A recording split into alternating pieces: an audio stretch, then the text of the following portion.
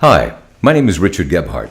I've lived with Alzheimer's in my life twice. My grandmother and aunt both had it, and I'm around that age now and was frankly worried about where are the keys, where's the car, and who stole my truck in the parking lot. It was embarrassing to me, but it caught my attention and changed the course of my life. Now, if we look at memory versus time, everybody tends to get worse. And what our goal in our studies is to try to identify problems early and protect a healthy brain rather than try to repair damage once it gets extensive. We are living longer and are more active and engaged in work and play way longer than before. I'm starting a business at 75. Was a snowboarder last winter, still playing tennis daily, thanks to Big Pharma for that. But guess what's waiting for me, and probably us? The problem simply of aging. Families and patients are afraid about their memory symptoms. They don't come to the doctor. Many health systems are not set up to deal with dementia, and so we don't treat people properly. Age-related mild memory loss, it's considered normal. And after that, what we don't want to think about, dementia, or some believe if we live long enough, Alzheimer's disease. And in fact, in the United States, 50% of people with Alzheimer's dementia are walking around and they don't know they have it. Why? Because there's nothing really different these days from what it was like some 55 years ago when Alzheimer's struck my family. Still no drugs, meaning no cure, no prevention, and no delay. And Big Pharma, who helped me reach my age now, hasn't helped. 400 of their drugs for dementia have failed, and some of the bigger companies have bailed, deciding it was too difficult and expensive to try and find a cure. And I don't know about you, but I'm enjoying these years of being active and engaged. And I don't want to give it up. I've gotten used to it. It's still fun falling down in the snow and chasing a yellow fuzzy ball around the tennis courts, beating up on people half my age. So, what to do? The studies show us that the earlier we can find the problem and treat it, the better patients do over time. Well, my doctor said to me, DIY. I've got to do it myself. What does that mean? More crossword puzzles, learn a new language, brain teasers. No thanks. I'm an ex-reporter, so I jumped on the story notion. I asked myself, what about the other usual suspects? Eat right, sleep, and exercise. So what could I eat that would make a difference? In some way, deal with my age-related mild memory issues now, and what's going to happen to me in the years ahead. And since I was in control of my DIY, I could make the rules up. It had to be something that was safe, been around for a long time, like about 5,000 years.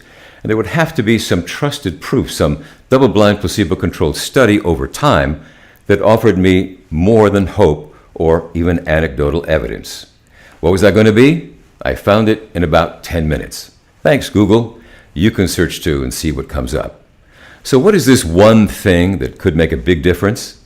It's hiding in plain sight in your kitchen, probably, as it was in mine. Curry powder. Inside the powder is turmeric. Amazing history. Look it up in the National Institute of Health. Over 15,000 references. It's supposed to cure just about everything.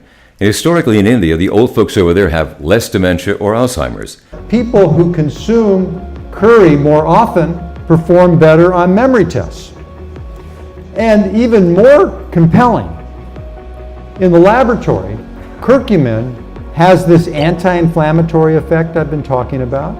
It also has an antioxidant effect, which is important because as the brain ages, it undergoes oxidative stress, which causes wear and tear on our neurons. And it has an anti-amyloid and possibly an anti-tau effect. But there was no proof until early 2018. A UCLA study, double-blind, placebo-controlled over 18 months, the first long-term study. The results? The 40 folks who stuck with it for the full term of the study had 28% better memory and also demonstrated improved attention and even were in a better mood. With one of the verbal memory tests, the Buschke selective reminding test, you can see that here is the curcumin group versus the placebo group. And after 6 months, the groups separate, continue to separate, and that continues to improve over the 18-month period. Okay, then, I had found the one thing, turmeric, and it passed the tests. History and science were there. Now I needed just one more big thing. The last step then was, how were we going to do it? But because I wasn't going to eat curry twice a day or even carry capsules around with me, and because turmeric is a spice, what interested me was how to make turmeric tasty enough in a lot of different ways to make it a part of my daily life, to get better memory, mood, and focus like the folks in the UCLA study. Now you know curry has other spices in it like cumin, whereas turmeric turned out to be easier to work with. We found out in the lab that turmeric notes, the aroma and tastes, were slightly citrusy and ginger spicy, so it seemed to us that we could somehow upgrade that flavor profile and then blend it with things that we love. So we formed King Turmeric, and it would only take about 3 years to create our super spice product line. What I'm about to show you, we used the exact bioavailable form of turmeric in the exact amounts that they used in the UCLA study. And just to summarize the different memory and attention results, comparing the placebo versus the curcumin group, you can see there's a really compelling results. So this is it, the Super Spice story recap in brief. Why? Living longer only to meet up with age-related issues with no drugs to cure, prevent, or delay. Then what to do? Find the one thing with history and science that points to turmeric as the best strategy against mild memory loss.